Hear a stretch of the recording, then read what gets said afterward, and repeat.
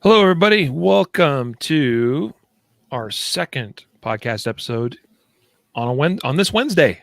Double dose. Yes, a twofer. We'll see who logs in on the night shift. Yeah. Who's first? Who will be the first one to comment? No, I guess it's not really night over by you guys, but it's dark out for us. So yeah, it's almost 4:30 my time, and it is daylight still for about another hour and a half. Will's the first. Will, we should give this man a prize. Diego, Randy, hello, welcome. Thanks for joining.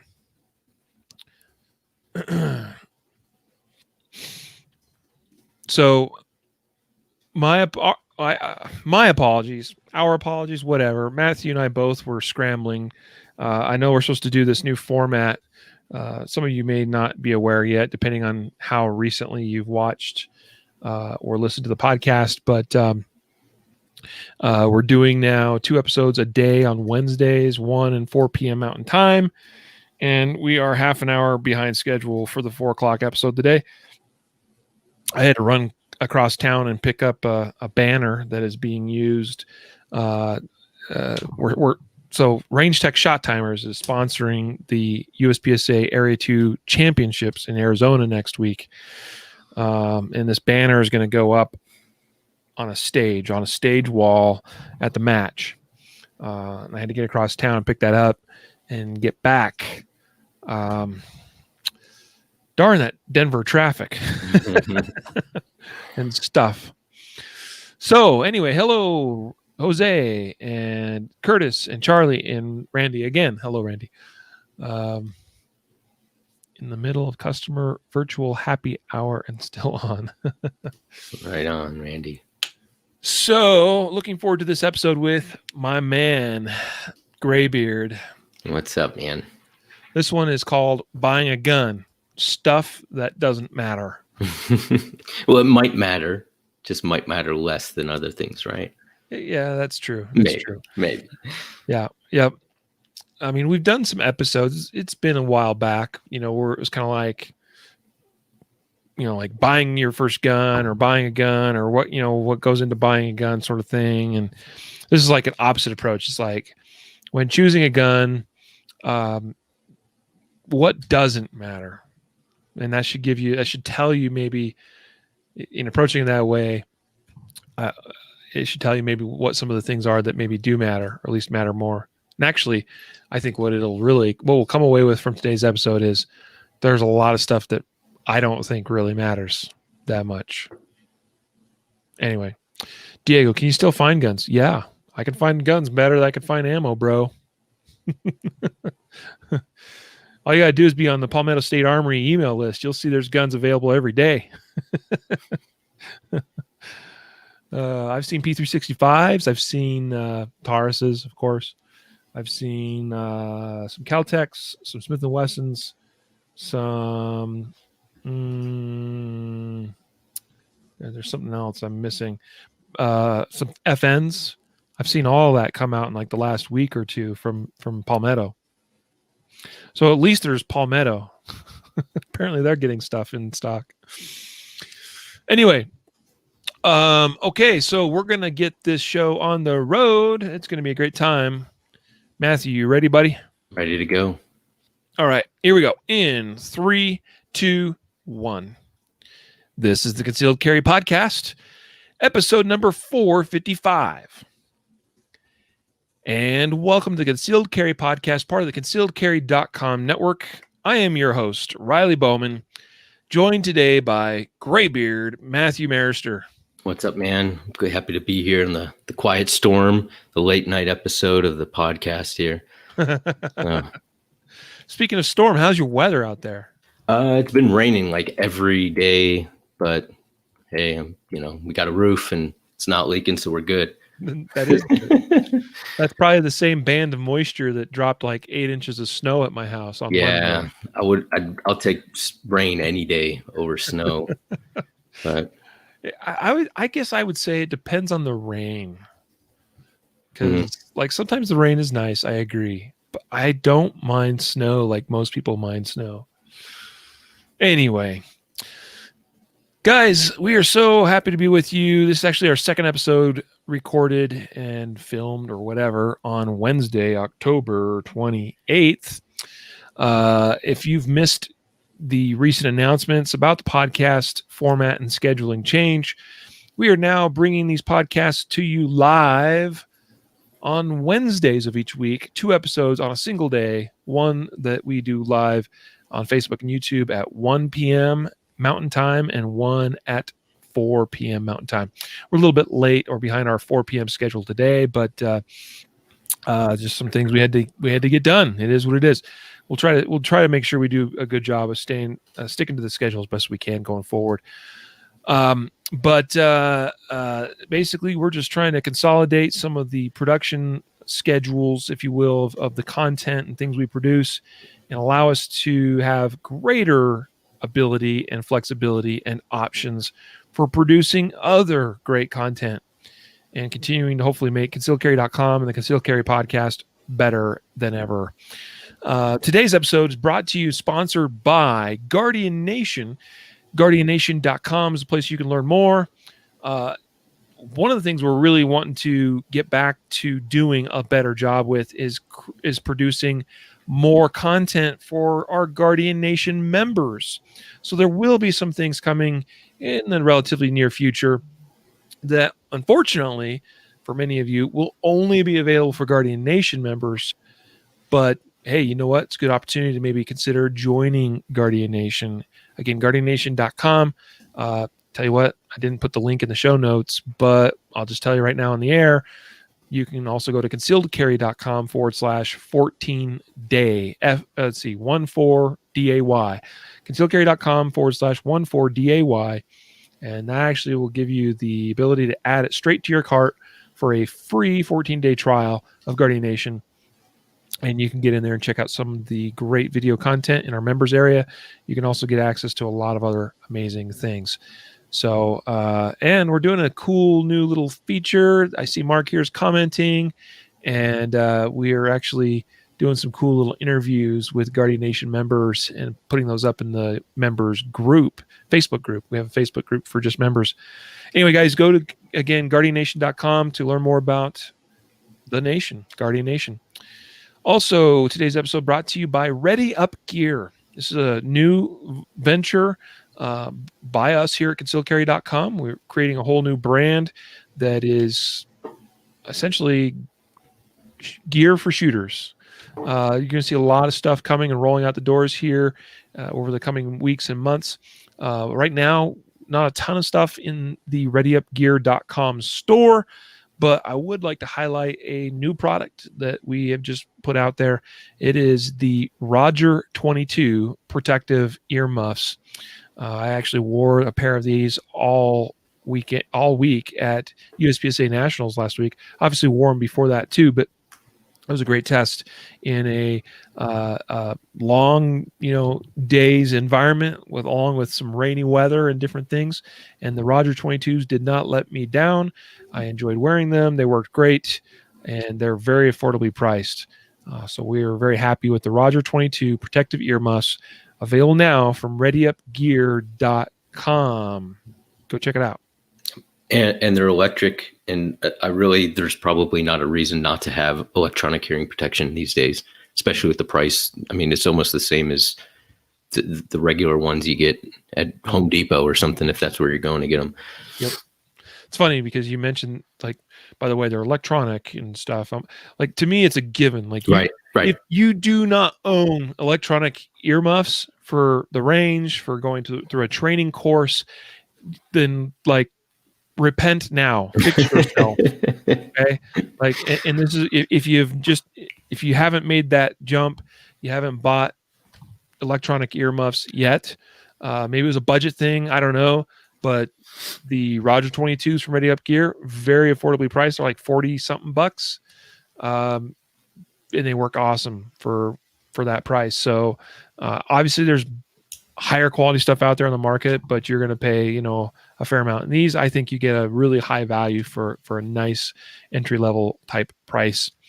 So, yep, definitely electronic. I only believe in electronic. So, there you go. There you go. All right. Today's topic, buying a gun, stuff that doesn't matter, or at least doesn't matter as much as maybe what you think.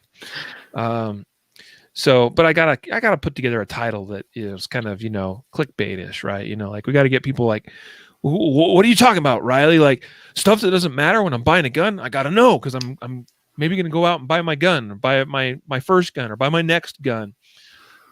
So stuff that doesn't matter. This came out of a conversation Matthew and I had. He was actually commenting about a post on my personal Facebook that kind of has exploded again. It's a couple months old. And it's a post I made about grip angle. Just talking about grip angle as it relates to like shooting a gun. Like how much of a factor is grip angle? How much does it matter? It's funny, it kind of went dormant for a while there, and then one dude decided to comment on it. And, it must have been like Facebook stalking me, like, oh, I'm gonna go back through this Riley guy's timeline. Oh, that's interesting. So he makes a comment, and it like erupts again. All kinds of comments and people sharing their thoughts and opinions about grip angle.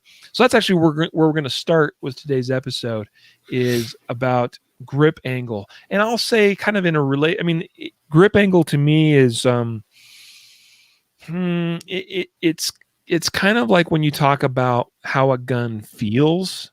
You know what I mean? There's a lot of people will make that comment. They'll say, "Oh, the grip angle of a Glock, I just don't like the way that feels, or it just is. It seems off," or that kind of thing.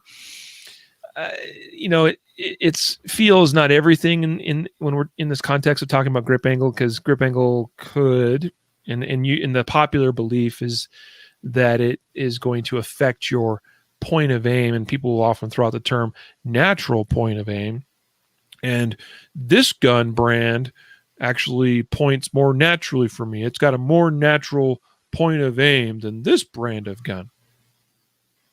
So this is something that a lot of people spend a lot of time like talking about and debating and stuff online. And so that's where we're going to start today, is talking about grip angle.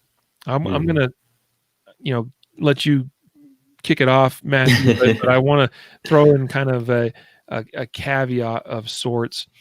And what that is actually an acknowledgement that when we look at human, physiology, the structure of our body, the way things work, and if we just look at our arm and we make a fist, in a natural way, that angle that our hand or fist is at is, I don't know, it's some number of degrees. I don't really care what that is. Somebody out there listening is smarter than me, will say, Riley, it's this number of degrees.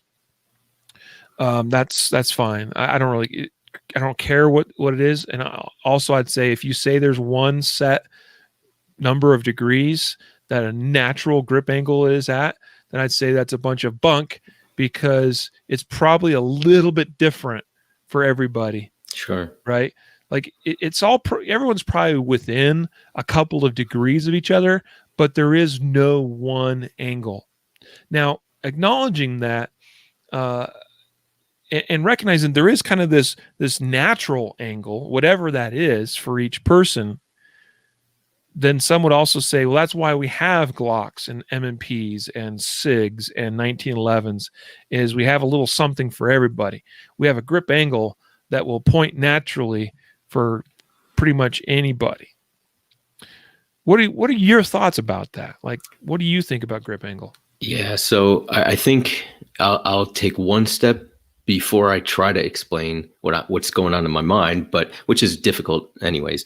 But so I think when we're talking about feel, some people say, I like the way the gun feels. It points naturally or something. I think when they start getting into grip angle, yes, there's different angles, but I think they're trying to explain a reason why a gun feels better than another. And then so you start looking at, well, what's different about this Walther than this? Oh, there's a different grip angle. It must be the grip angle that makes it feel better. And that might be one thing. But for me, for grip angle, there's, like you said, there's obviously different grip angles, right?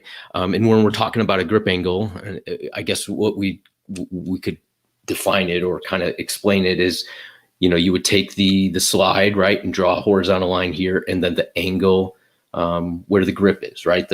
Either the back or the front would be parallel, but in that angle, right? So we're talking about the angle, and it's different for different guns. I don't think, for me, sure, if you have only shot one gun, right? Like a Glock has a specific grip angle for all their guns, and that's all you've ever shot. And you pick up another gun, you point it naturally, right? You may have a slightly different natural point of aim, but it's not going to be anything that your body is not going to automatically adjust for over, a short period of time by shooting that gun. I think it's kind of silly. It would be like, if you swing a baseball bat and all of a sudden you say, well, the ball was a couple inches higher, so now my angle's different and now I can't swing. It throws me all off. No, your body will adjust. Maybe the first time you see that pitch a little higher, you got to figure it out. But I think that grip angle, while it may make a gun feel, one of the factors that may make a gun feel nicer to you in your hand or whatnot, it's not something that you're going to, well, I can't ever switch to a different gun, because if I do, I've been shooting Glocks my whole life and grip angle's different, and I'm just going to collapse. I can't shoot, so I'll have to relearn how to shoot all over again. So I think it's kind of overblown. That's my opinion. Mm-hmm. Yeah. So what is natural point of aim? Or when someone says X brand gun or model of gun points more naturally for me, what does that really mean? And I guess what I would start off in my own analysis of this would be by saying that, first of all, there's nothing, if you think about it, there's nothing natural about shooting a gun, about shooting a handgun. There's really nothing natural about it. You're talking about a mechanical device that, in a general sense, is not. Even though we look at some guns and we say that's ergonomic. That's an ergonomic gun. If you really started analyzing it, just how ergonomic are they really? At the end of the day, it's a chunk of metal or polymer that has to be, unless it's custom built for you, it has to accommodate a lot of different people, a lot of different shooters, right? So, yeah, there's definitely some designs that are arguably more ergonomic than others, and maybe fit hands better, I guess, than others, or the controls are more naturally reachable, that kind of thing. I mean, for instance, nobody enjoys trying to reach a slide stop on a 1911 with their firing thumb, unless you have freakishly large, long fingers and thumbs. It's challenging to reach the slide stop. It just is. Like, you have to basically break your grip or that sort of thing. The 1911 is not overall, it's not a bad design. In fact, it's probably the most ergonomic gun that was designed as of its time. If you think about how, and even for many years after the 1911 was released, when you think about like mag release buttons, for instance, for a long time, the mag release was on the bottom of the grip, right? Not ergonomic at all. You had to actually change your grip, move your support hand around, or something, do something really funky to get a finger or a thumb onto that mag release just to remove a mag. If you think about it, the mag wells on guns from that era are just like square cut openings, and they're not really rounded or beveled or chamfered in a way to make it easier to insert the mag. It's just, they're very utilitarian designs. And the 1911 itself, even though it was probably the more ergonomic design of its time, still pretty utilitarian in its original form, right? Anyway, the point is that like there's, if you really analyze it, there is nothing really truly ergonomic or natural about putting a metal and polymer and or wood pistol in your hands and saying, now shoot this. Because then there's this thing that explodes and makes a bullet, leave a muzzle going at 900, 1,000, 1,100 feet per second. It's loud. It jumps in your hands. It recoils violently. There's nothing natural about the process of firing a handgun. It just is. And so when people start talking to me about, well, this one's more natural than that, it's like, yeah, but how much really? Because see, I believe personally that with learning to shoot a handgun, it is all a learned skill. It is. It just is. No different than shooting a bow, an arrow. No different than throwing a spear. I mean, a spear, an ancient hunting and defensive weapon, is not really ergonomic at all. It's a long stick with a pointy end, right? But yet mankind had to master how to aim and chuck that thing and kill things with it, right? Or a sword, long pointy thing with sharp edges and a handle on one end. Yeah, some are more ergonomic than others, but the point is any of these tools or implements that we use, particularly for self-defense, they're not natural. They're all learned skills. They're all learned tools. They're something that we incorporate into our paradigm of life and self-defense, and we figure out how to use them effectively. So that's kind of where I'm at with that. So let's get a little bit more into the grip angle thing. The big thing is people talk about Glocks versus pretty much everything else. Yes, there are some variations from SIG to Smith & Wesson to FN to 1911s, blah, blah, blah. But generally, Glock and a few designs that are kind of similar to the Glock are the steeper angled grips that are out there in the market. And now I'm going to go back to one of my first experiences with a Glock in my hand, Matthew. Was quite a few years ago. I was quite young. By that, I mean, I was probably in my teens. And after shooting 1911s and I don't know what else, revolvers too, especially, and then all of a sudden I pick up this Glock, and I remember, lining it up on target. I can almost picture this in my mind. I remember because this left an impression in my mind. I remember pointing at the target, and I didn't think anything of it at the time. As I'm doing that, I'm pointing at the target. I'm lining up the sights on target. I press the trigger. It goes bang, and it recoiled, and it came back down. And I remember when it recovered from recoil, the front sight was elevated above my rear sight. And that's the indelible impression that was left in my mind that, well, that's different. And then as I got older and as I understood a few more things, that I always related back to that and thought the grip angle on a Glock meant that I had to turn the wrists downward more, particularly with recoil in mind, to get the gun back down on target consistently. And to me, that meant, and this was my thinking for a long time, the grip angle on a Glock is not ideal for me. It works for some people. It does not work for me, right? I was much more inclined to think that the grip angle on a 1911, for instance, was more ideal for me. And so I believed this for a long, long, long time. So when I first started carrying a gun on duty as a auxiliary law enforcement officer, here in the state of Colorado, I carried for a good while. I carried a SIG, and I liked the SIGs, and I liked the way they shot. But one of the downsides with this, particularly the SIG I was carrying a SIG Pro at the time. That's the polymer like version of a 229. Not a bad gun. I still actually really enjoy the Sig Pro pistols. But accessories and holsters and things like that were not as readily available like they were for a Glock. Mm-hmm. You know?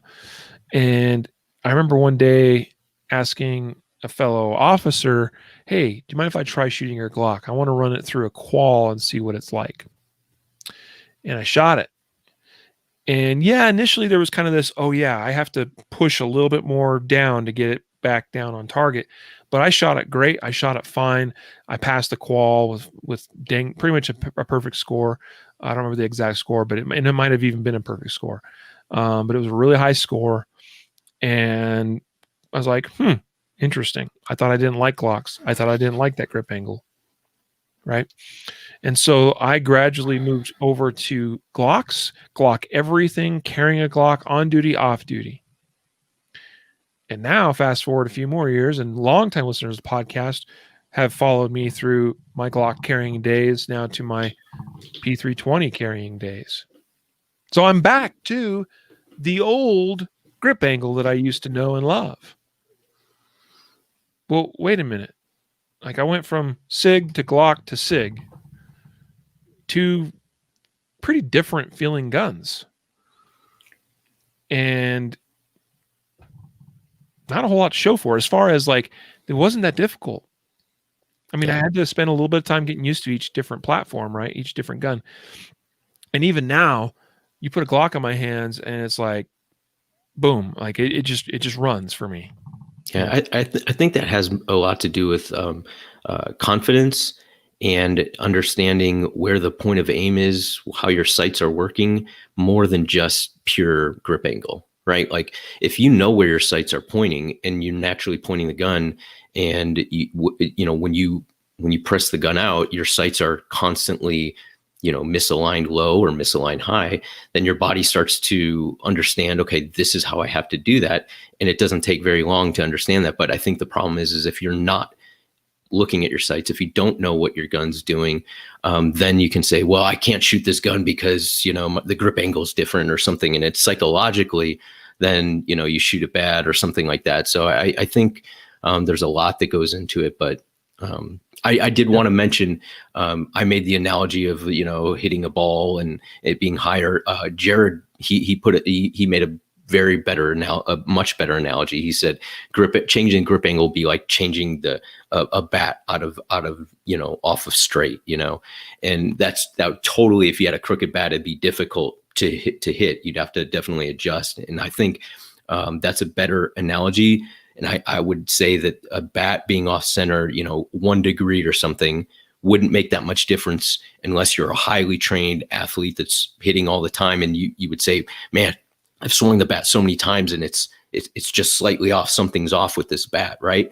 But for most people, it probably wouldn't make that much difference. And I think the grip angles aren't that great where, you have a crooked bat versus one that's just slightly off. So, So I will take that and run with it a little bit. And I'll say that a more true analogy would be that if we're talking about like Glock and something else, both bats are already crooked.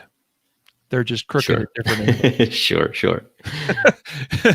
Also, another interesting thing to think about, anybody that plays golf, right?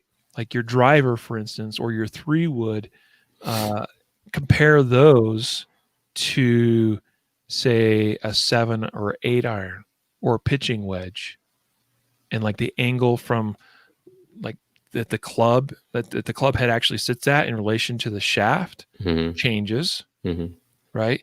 Your swing changes a little bit too, based on hitting a driver versus hitting a pitching wedge.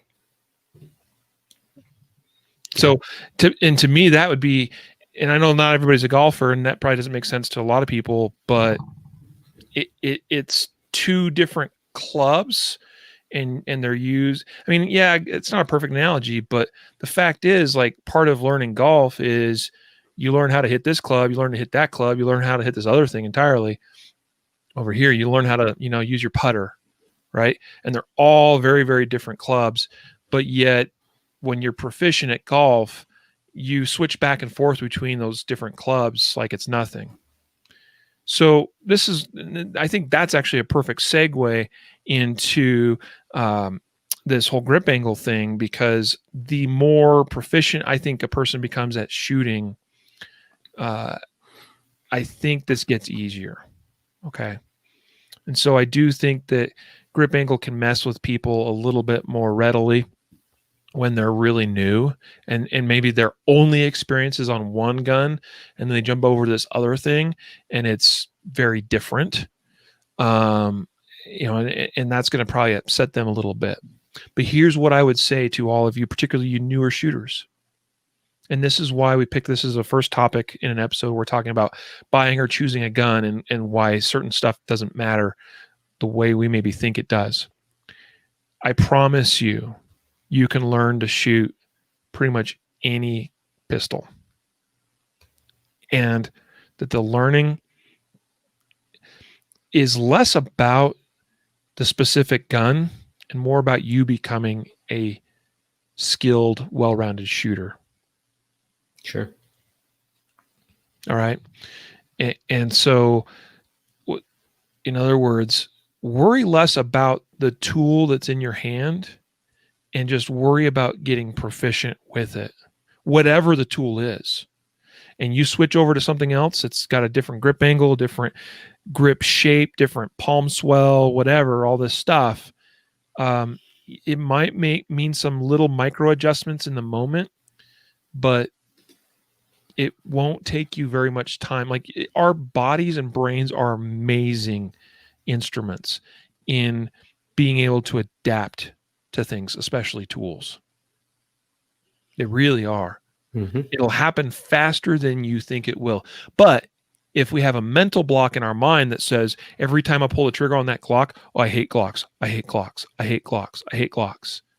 Like, even subconsciously, that will have an impact on whether you learn to use that tool or not, and how quickly you learn to use that tool. So great. That's why that is probably like the reason why I bring this topic up right here, right now in this episode today, is to say, stop letting little things, little preconceived notions and biases getting in your way of just learning to shoot. Because that, I think, I'm becoming more and more convinced that that's what holds a lot of shooters back, is their own little biases and these little things in their mind, conscious or subconscious, that are telling them that they either like or don't like what they're experiencing as they shoot a gun or whatever. Agreed. Can't complain or can't argue with that, man. Jared, this is, you know what, Jared's, your summary on this is spot on. Good. Yeah. Jared says this: I think really new people are struggling with the basics enough they won't notice small differences in the pistol. Yeah, I think that's true when someone's like really, really fresh. Because it's like all of it seems new, all of it seems foreign, all of it is like a lot of learning is taking place every time they fire a shot. Well, at least I hope that's the case. But then once we get somebody past the beginner stage, then Jared goes on and says mid-range shooters will have more trouble adjusting. I think there is probably some truth to that. There's kind of this threshold of sorts somewhere that's like, well, you know, this is the point where someone's just starting to figure some things out, and you throw them a curveball, and they're like, "Oh, that's different." That's I agree with you there on that one, Jared. If we define, you know, those mid-range shooters is kind of like that, and then elite level shooters, he says, or a high level shooter will notice it immediately, but adjust rapidly. I think that's probably true. Mm-hmm. And also high level shooters are going to be a lot more in tune with what they prefer. And I think preferences become more important when you are trying to operate at the highest level possible. Mm-hmm. And it's kind of like Jerry Mitchell. Like, you can put any gun in Jerry Mitchell's hand and he will outshoot 99% of the world's populace. Right? But if you asked him, would you rather shoot with this Ruger SR whatever, 9, or this M&P pistol you've been competing with for years? Well, what do you think he'd pick? of course he'd pick the Smith & Wesson. That's what he knows. It's what he loves. And that's probably what he prefers. He's been shooting it a long time. So, I mean, it doesn't slow him down much, probably switching platforms, but there's going to be some very, slight differences for sure. Yeah. The only thing I would add is that if I ever get sick or get hit by a car, you can bring Jared on because he makes really good points. So yeah, no, that was a good one. Well done, Jared. Okay, so let's move on to the next topic. Unless you had any last word yourself. That was it. That was it. Good. Let's talk about bore axis, dude. I have had some long-winded conversations with people on Facebook. And it usually happens like this: you're in some Facebook group, somebody posts, "What gun should I get?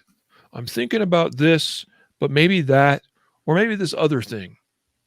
And they might be listing. It almost always comes up when somebody includes something SIG, sour related, in their options.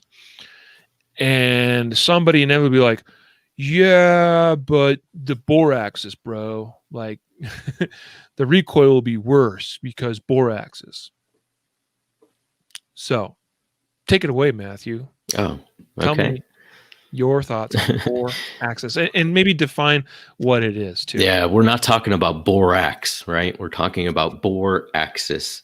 So I guess best described in words, and I'll try to use a visual for those that are watching. Like the bore axis would be, you take your the axis of the barrel, right? So if we're talking the barrel being horizontal, how high is that point at which the grip where your hand can intersect with the grip, is it lower down or higher up? And so a higher bore axis would be closer to that horizontal line through the barrel, I guess, if that makes sense. I don't know if that does it justice or... I'm trying to make sure I understand you correctly. So if you're going horizontal, if you're holding the gun horizontally, that Yep. the axis of the barrel or the bore is the horizontal line through the center of that barrel, and then your bore axis would be the height at which it kind of intersects with the grip, right? So higher bore axis would be or lower bore axis. I'm sorry, lower bore axis would be your hand is closer to the axis of the bore, whereas a higher bore axis would be the axis of the bore is higher than your hand at a greater distance. Yeah, there we go. That jives with. Sorry. I think you might have gotten reversed a little bit in some part of your explanation. Right. So, yes. So if we took the center line of the barrel of a gun, because that's where the energy is generated. Sure. Right. That's where the shot's fired. That's where the bullet passes through. So a center line through the bore of the gun, right? Hence bore axis. And then its height relative to the top part of your hand. That usually we use the highest part of the hand on the grip, meaning like the back, particularly the back of the gun, because that's where that becomes a fulcrum. That's where the gun wants to rotate around as it recoils. So the relative height of that center line of the bore to the height of the hand on the back of the gun, and that's how I think of bore axis. Sure. And the higher bore axis would be a higher number, so it'd be a bigger distance.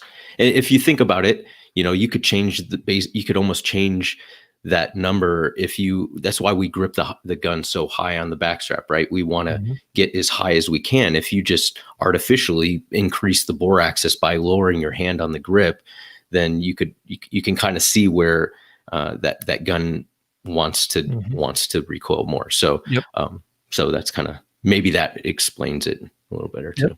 The higher we get on the gun, the less leverage the gun can exert over us when it recoils, and leverage is everything in managing recoil in a gun.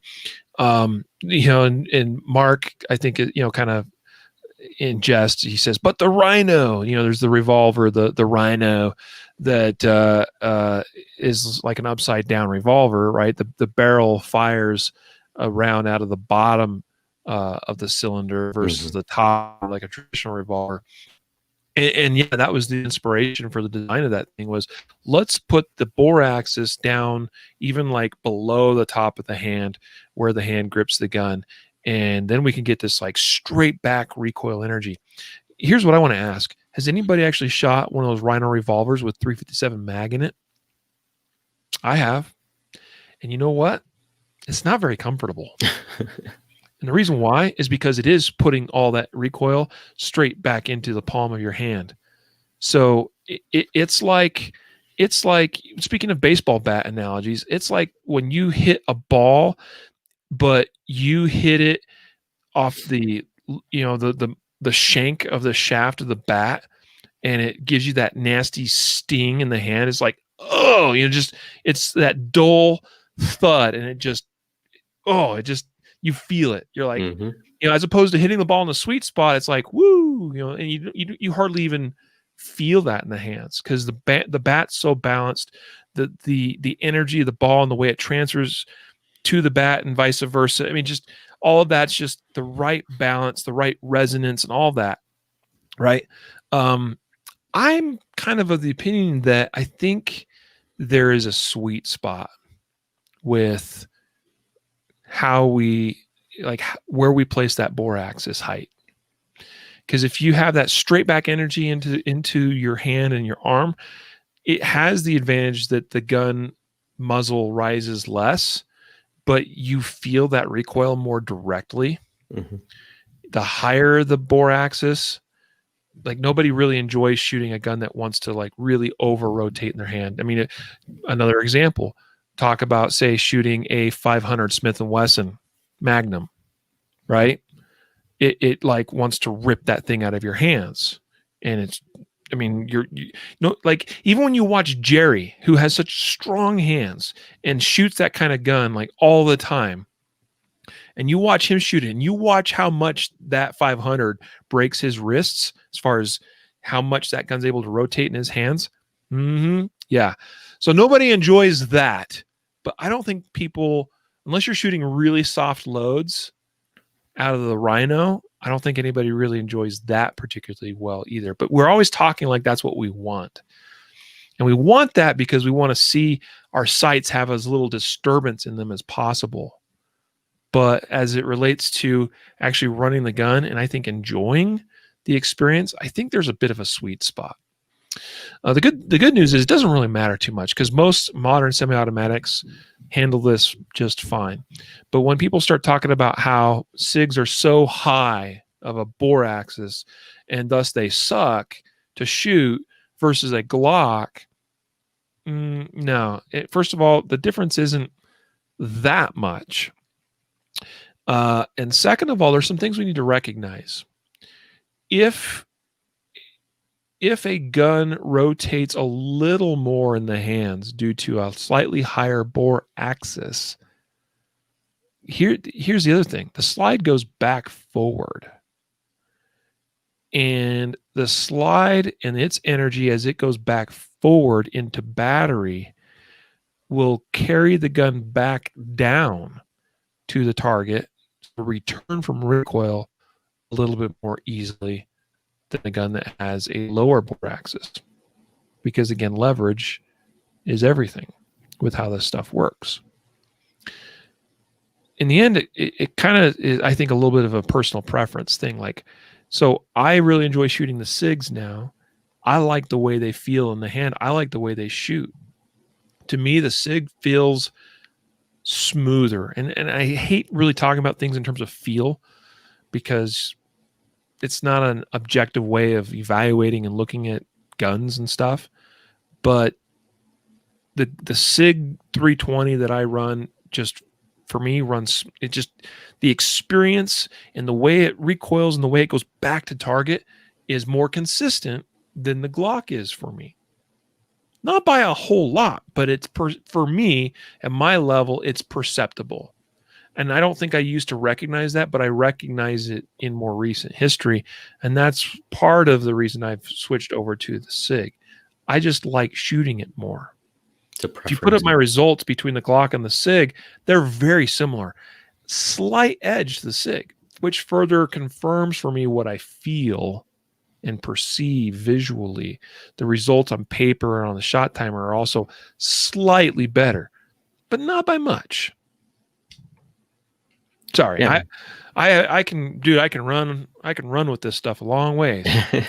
No, I mean it's Type in. interesting, you know, because when we talk about these things, and that's kind of why I, you know, sarcastically said when you said, you know, things that don't matter, I say they might matter, but just not as much, right? Like, so I think a couple of the things we talked about, you know, grip angle and bore axis, it sometimes, and to your point, when you said for a new shooter, right? Like, I think if I'm talking to somebody who's not a Riley Bowman, right? Like not a Jerry Michulik, talking to myself, right? I'm saying, to your point, these things that you hear about people saying that this is different, this grip angle is different, this bore axis is different. Yes, they are different. It is a thing. It's, you know, you can measure it. Will it make a huge difference for you as a shooter? That really is subjective, right? Like, I think we go back to that, where your mechanics, right? These things aren't going to change your mechanics. If your mechanics are good, you will be able to shoot both of them, right? Low bore axis, high bore axis, high grip angle, low grip angle. And it is all a balance. It's trying to find what combination, I don't want to use feels right, but you have a preference to, right? Like, everybody has different size hands and different grip and different size fingers and different strength in their hands. And maybe, you know, all those things playing a factor, of course, right? We can't just say, well, if you can shoot, you'll shoot every single firearm the same exact way, because that's not true, right? Yep. But if your fundamentals are solid, then you will shoot everything reasonably well. And one of them you will have a preference for, just because all those balances kind of work for you. I think that's kind of where I am with all these gun things, little tweaks and stuff. Yeah. And conversely, if your fundamentals and your shooting skill sucks, you're going to struggle on both the Glock and the SIG. Right. Like, it's not going to make a difference. Yeah. So, and I completely agree with that. Like, one gun over another, when we're talking about these type of guns, right? We could talk about the statistical outlier of whatever weird, freaky gun that exists out there. And it might, you know, like, I'm not talking about that. We're talking about the stuff that Americans most commonly buy, carry, and use right now.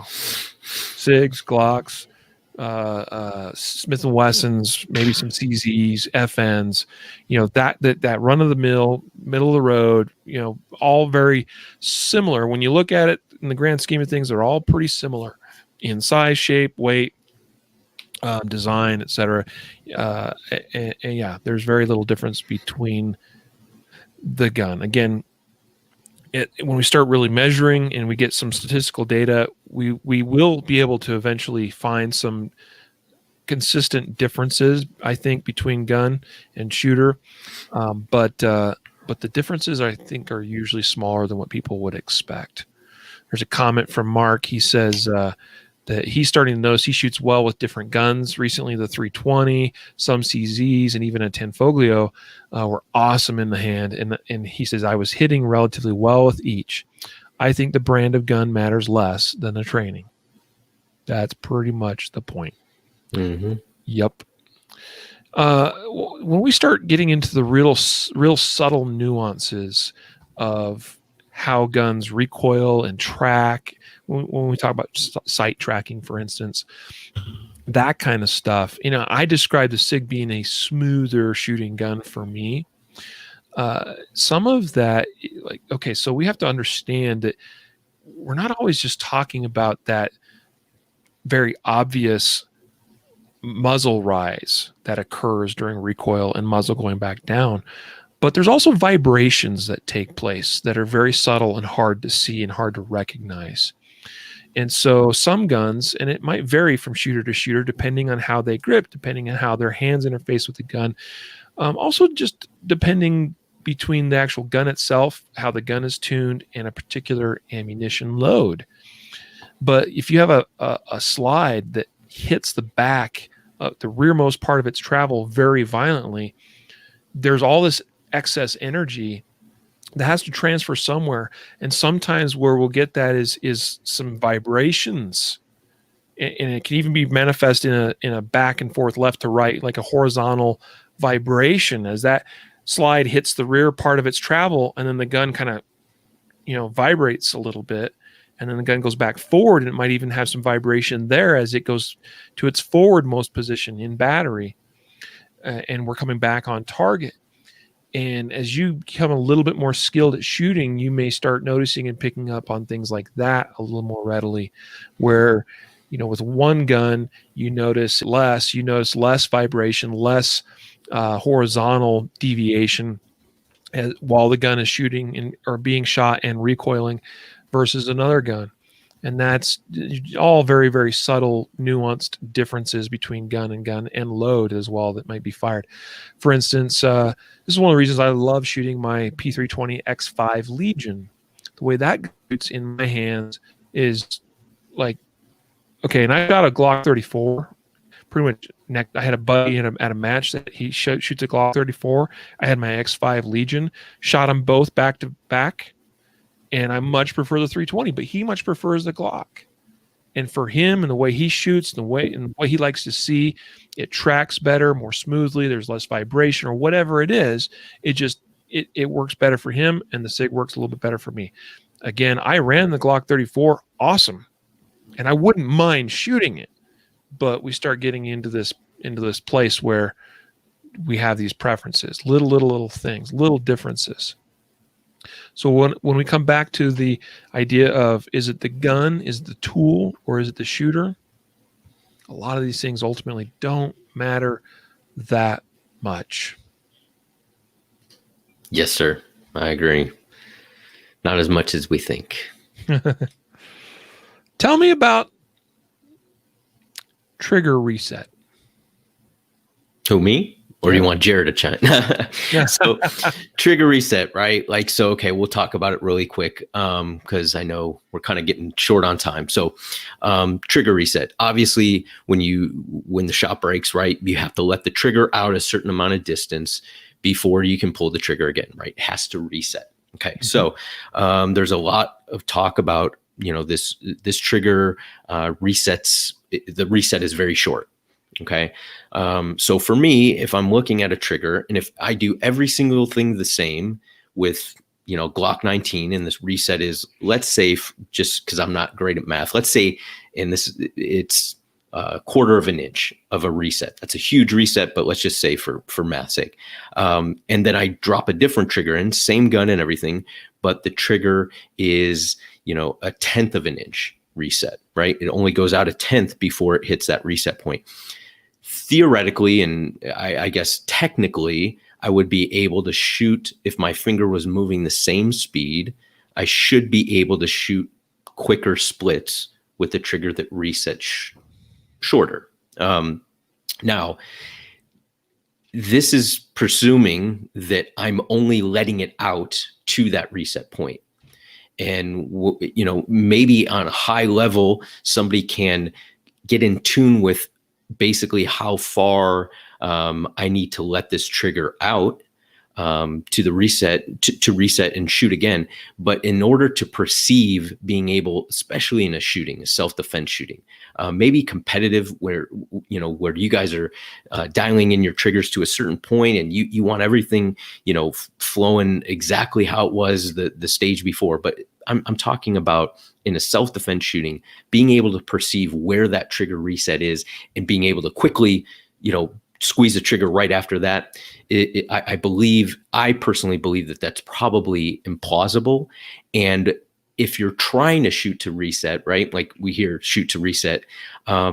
I've seen people, and I've done it myself, short stroke the trigger, where you let the trigger out, but not enough to reset it. And you think, okay, I've reset it. You pull the trigger and nothing happens. And then you got to let it out again. And so I think a shorter reset, sure, it might feel better, like, because, you're not, you might not have as high of a probability of short stroking the trigger. But I think that unless it's a great difference, right, you're probably not going to, it's probably not going to make that huge of a deal, unless, like I said, you're high level and you're really in tune with, I've shot thousands and thousands of rounds through this. I know exactly basically how my finger has to move to shoot. If you're shooting consistent splits, you're probably in tune with your trigger. But if your splits are all over, you're putting a different reset, a trigger with a different reset point probably isn't going to make a big difference, in my opinion.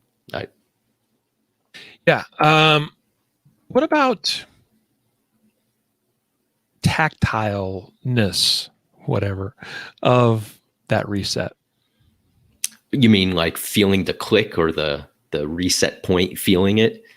Or how auditory it is. Like, what do you think about that? I've heard people say that, and but how important is it? Yeah, I don't think it's very important. I don't think that. I mean, think about it. If you're in a self-defense shooting, most people don't even count their rounds. You have auditory exclusion, right? Like, you're not listening for a click. Okay, if you are, you're doing the wrong thing, right? And so I don't think, if somebody says to me, well, I'll hear the click and then I'll be able to, I want a really auditory click for a reset. That might be great. But it's not practical. And feeling it, like I said, I don't think that you're going to be able to perceive when you're trying to save your life here. You're trying to perceive a tiny little, nudge or click on your finger. You're cranking on that trigger, trying to get lead into this person's body to stop them. And a 16th of an inch or, a 32nd of an inch difference is not going to be perceivable. That's my opinion, but don't. So, trigger reset. It's like a thing that it's like a official gun writer's literary rule that if you are doing a review on a gun, you must talk about the quality of the reset of the trigger. And the irony of that is that trigger reset doesn't mean hardly anything. First of all, it doesn't mean anything as it relates to actually firing a shot. Trigger reset does nothing for you regarding actually shooting the shot. What it has to do with is getting the gun reset so that you can fire another shot. Again, it can be a preference sort of thing, but the reality is it doesn't matter. And I'll just say, and yeah, looking at the time, it's like, okay, we need to start kind of wrapping this up.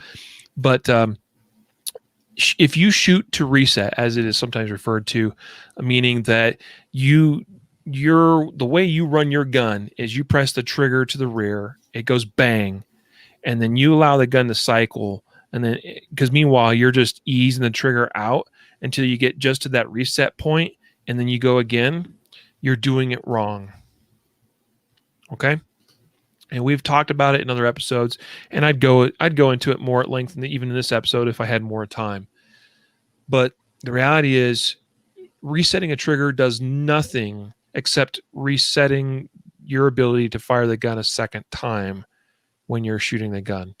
So don't you want the gun to be reset and ready to fire as soon as possible? I do. I do. We want to avoid what's called click banging, meaning we press the trigger, the shot fires, the gun recoils, it resets, we come back on target, we start looking at our sights, confirming everything, thinking, ooh, that looks good, I'm going to send another one, and then go, oh, wait, trigger's still not reset? Okay, hold on, I'm going to hold steady, hold everything on target, stay on target, reset trigger, click, bang! And that's how you miss. Because the cue for sending the shot becomes more focused on the click of the reset than what you are actually seeing in your sight picture. And so we simply want to get off the trigger and back on it as soon as we can, so that as soon as we see what we need to see in our sight picture, then we're ready to send it. And whether that next shot, it allows for an accelerated trigger press where we just smash our way on through because we're going fast, or if it requires some measure of prepping the trigger, doesn't really matter. But we have to get to that. We have to get reset and back on that trigger as soon as possible in the shooting, in the gun firing cycle, right? So here's the other thing: a lot of shooters will have struggle with trigger freeze. I still struggle with this from time to time. Some of it is too much tension in the firing hand. I'm working on fixing that. Some of it is getting used to where we just reset just enough to reset the trigger, and that's a kind of a dangerous habit, because what happens when we start really pushing the speed is we think we're doing everything right, and then all of a sudden we just don't quite reset enough. And so it's far better to over reset the trigger than it is to under reset the trigger, because under resetting it means it's not reset. So I'm working all the time at making sure I pretty much get all the way off the trigger, because it always works. And I promise you, if you watch guys like Jerry Michalek, and people will say, that's slower, Riley, watch Jerry shoot really fast and either get a screenshot or slow-mo. He has a lot of slow-mo footage on his channel too, so it's not hard to actually see this. But when he's going fast, you'll see his finger is jumping all the way off the trigger and coming back on. Okay, so it's not the reset that's going to determine your speed, other than how fast you can get the trigger reset. In other words, it's not the length of releasing the trigger finger that matters. It's how fast you do it. I agree. So Ghost says shooting from reset helps some shooters from slapping the trigger. Man, I want to break this down. I kind of just hit on some of this, Ghost, but I don't have the time to. Yeah, we could talk about slapping the trigger. I slap that sucker. I slap it as hard as I can when I'm going fast. But you have strong grip. I think grip can cover up a lot of slapping triggers and stuff like that. If you have a real strong grip, I think. Grip is important. It's true. But imagine this. If you can slap the trigger without disturbing the sight alignment, does it really matter? Nope. If you are going to go fast, you pretty much have to, what people would describe as, slap the trigger. That's just a fact of life. Problem is when people use more of a slapping technique when they should be using a prepping technique. And shooting from reset is not a prep technique. Shooting from reset just means we're not ready to shoot until we hear that click. And what happens again is the click becomes the cue, and then the shooter slams their way through the trigger because they go, oh, crap, I got to go now. The trigger's reset. Oh, bam. And that actually causes more of a so-called anticipatory flinch. We could, get into the nitty-gritty on that too. But shooting from reset, actually, I'm convinced, Ghost, causes more problems than we are trying to solve, than we're able to solve. All right, brother? We'll get into maybe you and I can even talk offline if you'd like, Trey. Happy to talk to you, bro. All right, moving on. Night sights. Man, I used to think night sights were so important, Matthew. Every gun had to have them. Yeah. Well, most people don't shoot at night, so probably not as important. I think what's more important night sights, there's nothing wrong with night sights. I don't think there's anything wrong with them. I like night sights. They're great.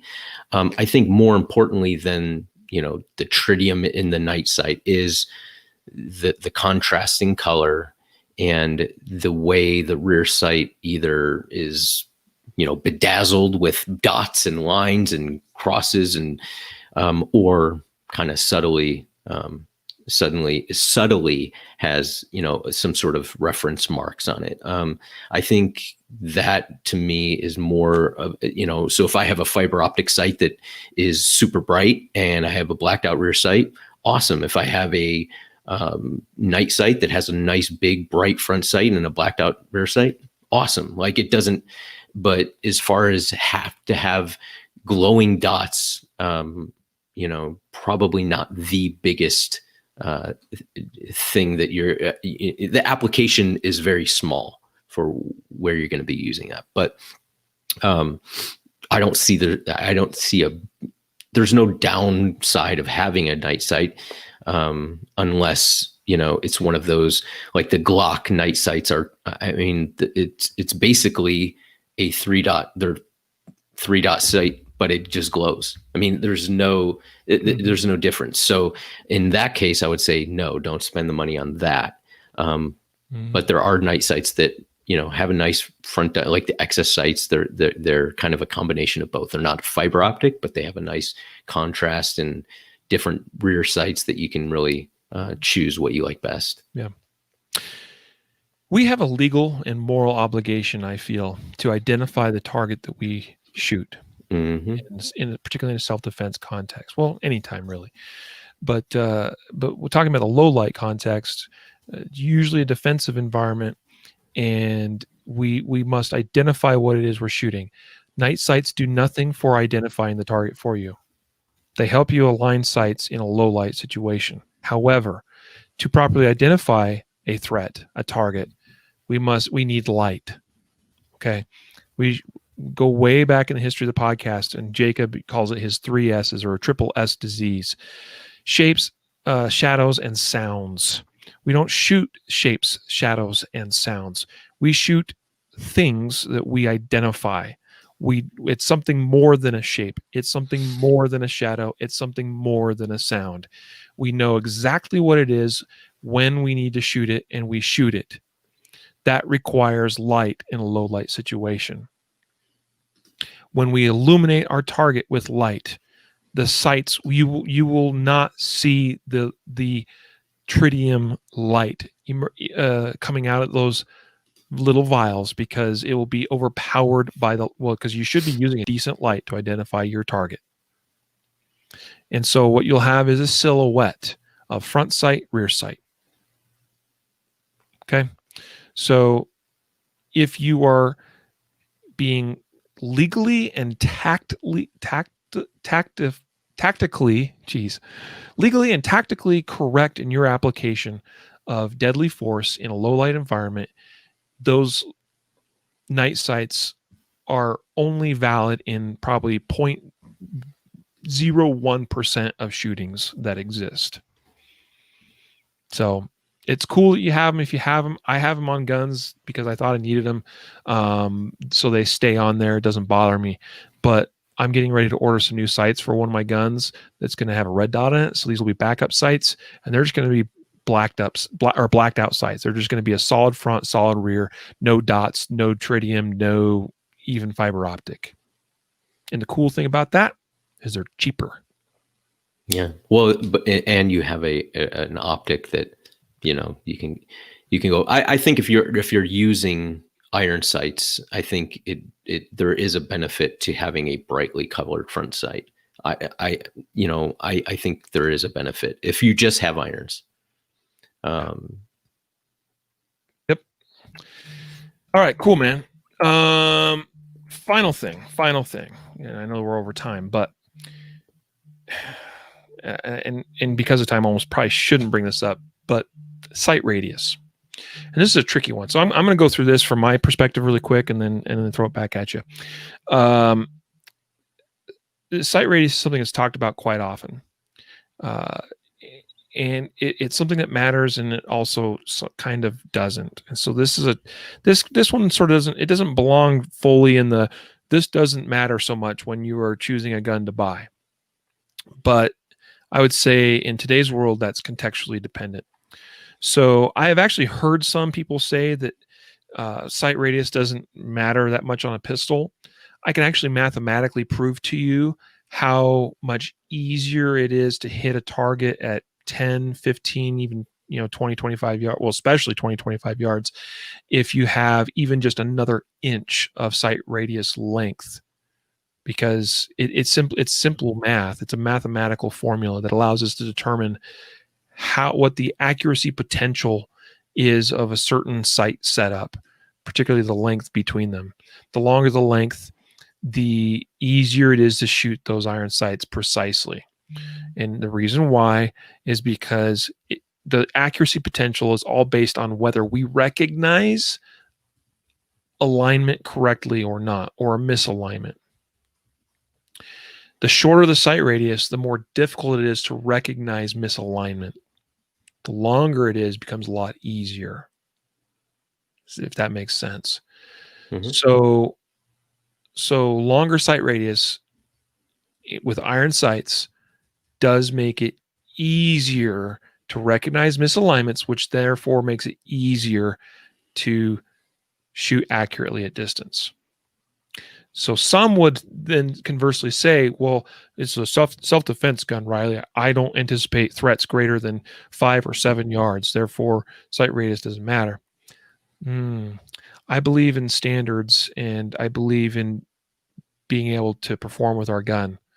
That means you should be able to make reasonably accurate hits at 15 and 25 yards, because what it teaches you skill-wise is what you're going to need to also save your life at 3, 5, and 7 yards.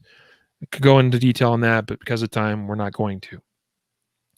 Now, why sight radius is mattering less and less in today's world? It's because more and more guns, people are putting red dots on them. Mm-hmm. And a red dot optic means that that sight radius is non-existent, because our sighting system is on the same plane as the target.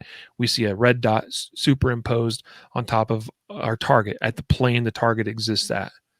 So there's no other reference point between us and the gun and the target. It's just dot on target, press trigger, sight radius is irrelevant when we have an optic on the gun. So that's what I would have to say about sight radius. And so it really comes down to, if you are choosing a gun that is you have no intention of putting a red dot on your gun, then what I can tell you is that the shorter sight radius gun is harder to shoot accurately, right? So take that into account. That's kind of why, if I was choosing an iron-sighted Glock 43X versus a Glock 48, I would go with the Glock 48, because I'd be able to shoot it better. And with very little other penalty, because everything else is basically equal. The grip length, the thickness of the gun, the concealability of the gun. Yeah, people would say, but the shorter barrel makes it easier to carry and conceal. I don't really agree with that, especially if you're carrying inside waistband. We're not talking about that much difference in length. But the difference in that sight radius from the 43X to the 48 will make some difference in your shooting accuracy when it matters. So I would choose the 48 over the 43X, just personally speaking. But if I was going to put a red dot on, then it really doesn't matter. Yeah. Well, the only thing, I might have missed it, but I just want to explain what sight radius is.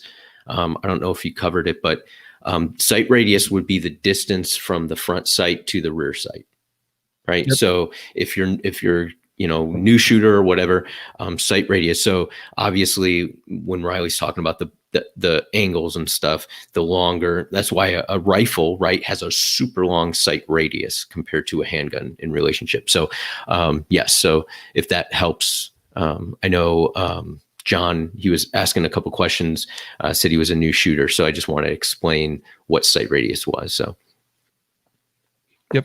Yep. Thank you for the clarification.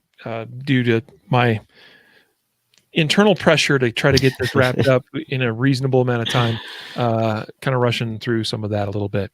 But that's exactly right. Now, I will also throw out there, this throws kind of another little kink into things, but the distance from your eye to the iron sights also plays a role, because it changes the relationship of front sight to rear sight, as far as how much space is between, the We're looking at the front sight front sight sitting in the rear notch.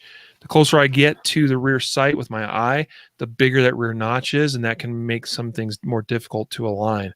Okay, but what we're primarily talking about here is the actual physical gun itself, its characteristics, and the distance between the front and the rear sight, and that relationship, and what that changes for us as it relates to aligning things correctly on a target. So there you go. Now, there's one last thing here that I promised him that I would come back to this towards the end of the episode. And I'm trying to remember the exact comment. John here asked earlier, he said, is it best to just go to a gun range and get in about 100 hours plus? That's actually quite a bit of time, which is great, to find what's comfortable. So this is where I'd like to begin wrapping this up.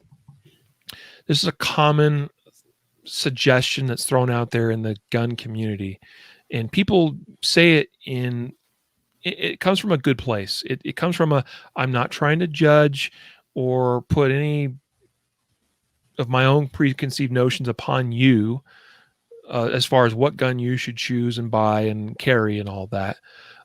So it comes from a good place, one that is where we're trying to help somebody. And the suggestion is we'll go to the range and rent a bunch of different guns. This is typically available at a lot of indoor ranges. Rent a bunch of different guns and then pick the one that feels the best or the most right for you, the most comfortable, for instance. I have a problem with that recommendation. And the problem is that newer shooters and gun owners aren't really in a place, because they don't have a frame of reference to judge even sometimes what fits or feels best, except for what they actually like, the comfort level of the gun. But the comfort level of the gun is not really a factor in how well you shoot that gun. It isn't. And it also doesn't take into account other important factors when we're choosing a gun to carry. And by that I mean, what are some of the things that do matter when we buy or choose a gun?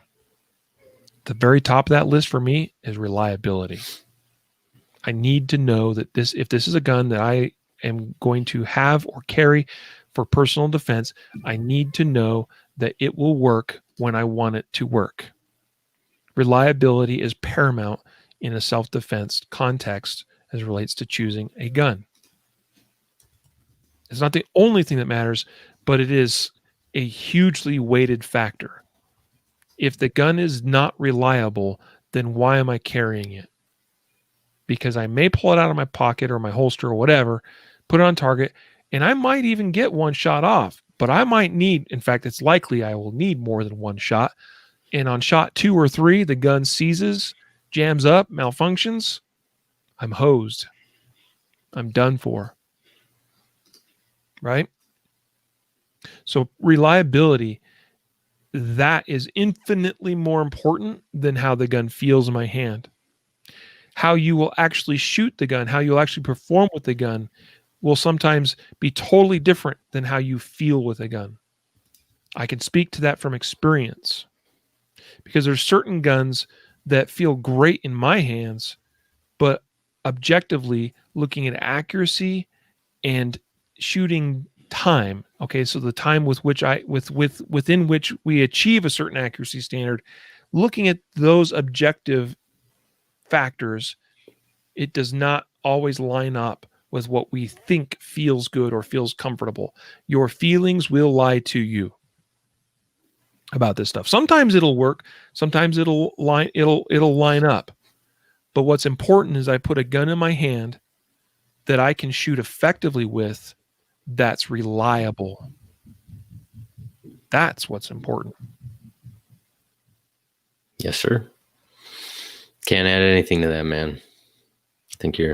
I could, but we'd be talking another 2 hours. So yeah. I feel like I've talked a lot in this episode. And I apologize, Matthew. No. You had absolutely nothing of value to add. I know. Jared, you at home with your family, Jared had much more to add than me. So next time. Well, so I have to give credit because today's episode idea was yours. Cool. Yeah. So Yeah. you basically came up with the idea, and then I ran away with and stole it. I love it. It's okay. I forgive you, man. No, but you had awesome insights too, brother. And I know, and the thing is you and I both align on this stuff, I think, pretty well. Mhm. And so whether I'm saying it or you're saying it, it's probably going to come out pretty similarly. Yeah, you have a bigger vocabulary than I do. I was an infantry grunt, so I was going to say, Marines aren't exactly known for their vocabulary unless profane. Although Matthew's not a very profane person. No, I'm a new man. Let's put it that way. Well, brother, yeah, we do need to wrap it up there. We're over an hour, but I've enjoyed this conversation with you today, and I hope that for those of you watching or listening at home or at work or in your vehicles or wherever you are, that some of what you've heard today is helpful for you as well. As a final summation, I've said it a couple of ways, a couple different times. It's not so much the tool that matters; it's you. So pick a tool, make sure it works, and then get good at it, master it, learn it, understand it. Amen. Yeah. If you get good with it, then at some point you might go, I'm good with this. But I've realized after spending thousands of rounds and hundreds of hours shooting this thing that there's this one thing about whether it's a trigger, the grip, the mag release, whatever, that I just don't like it quite as well. And I was playing with this Walter or CZ or SIG or whatever. Oh, that feels a little bit better, or that works a little better for me, or that fits, I'm able to reach the control, but that little stuff. Master the tool, then you'll understand those nuances better. And you'll get even better after that. That's what I got to say. We need to do a giveaway, Matthew. You have it pulled up? I am doing it as we speak. So we are giving away a free copy of the Legal Boundaries by State ebook. This is the ebook version, so you'll get a link sent to you where you can, and this is a free lifetime access, including all updates.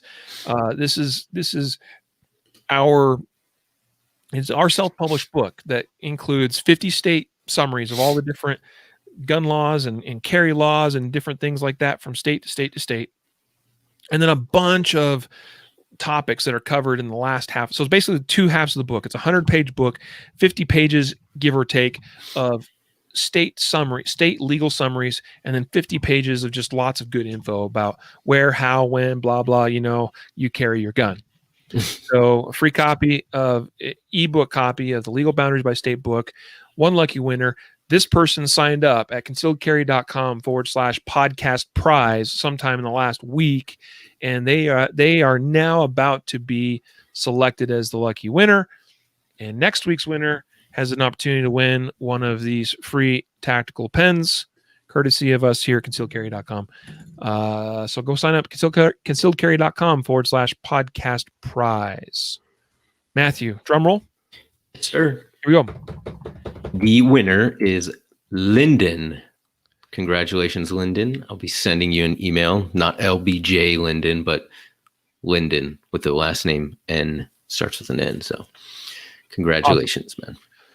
Bravo, Lyndon. Congrats to you on being the winner of this week's giveaway of the podcast. So we look forward to seeing you all back here next week. I do have to preface it by saying my schedule next week is kind of messed up. I may not be on the podcast next week. We will see how it all comes together and works out. But until then, folks, take care out there. And remember to train right, train often, and train safe so you can fight hard, fight fast, and fight true. Take care.